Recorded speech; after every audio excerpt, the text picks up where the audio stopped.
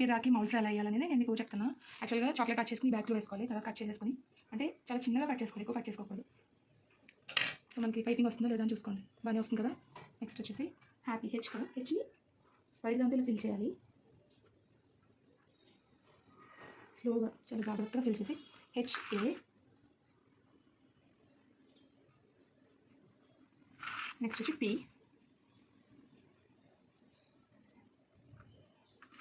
Of చేసేసి already మొత్తం ఏబీసీలు అన్నీ కూడా మాల్స్తో మనం చాక్లెట్తో ఫిల్ చేసాం కదా.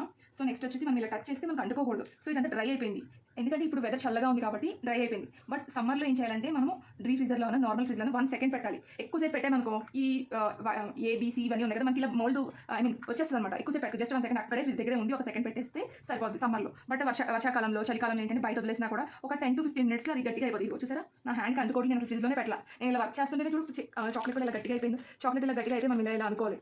ఒకసారి మా మైక్రోవేవ్లో పెట్టుకున్నా చాలు, జస్ట్ 1 సెకండ్ అనమాట, ఎక్కువ కూడా పెట్టుకోవడం. ఇలా అనుకున్నా లూజ్ అయిపోద్ది. మైక్రోవేవ్ కానీ ఇది బెస్ట్ ఆప్షన్ అనమాట. సో నెక్స్ట్ దీన్ని ఏం చేద్దామంటే ఆల్రెడీ సెట్ అయిపోయింది కదా చాక్లెట్ని. సో నేను దీని మీద డార్క్ చాక్లెట్ వేస్తున్నాను. వైట్ మీద డార్క్ ఎందుకు వేస్తున్నాను అంటే మనకి నీట్గా కనిపించాలి కదా, అంతే.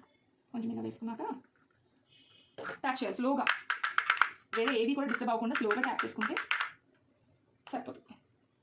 దీంట్లో నట్స్ వేసుకోవడం ఇలా ఎవరు వేయరు, ఇదేంటంటే SMS బాక్సెస్ కాబట్టి నట్స్ వేయటం అయితే అవ్వదు మనకి.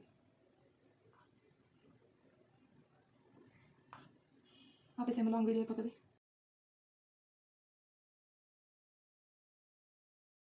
చూసారా ఇలా డీ ఫ్రీజర్లో పెడతాను.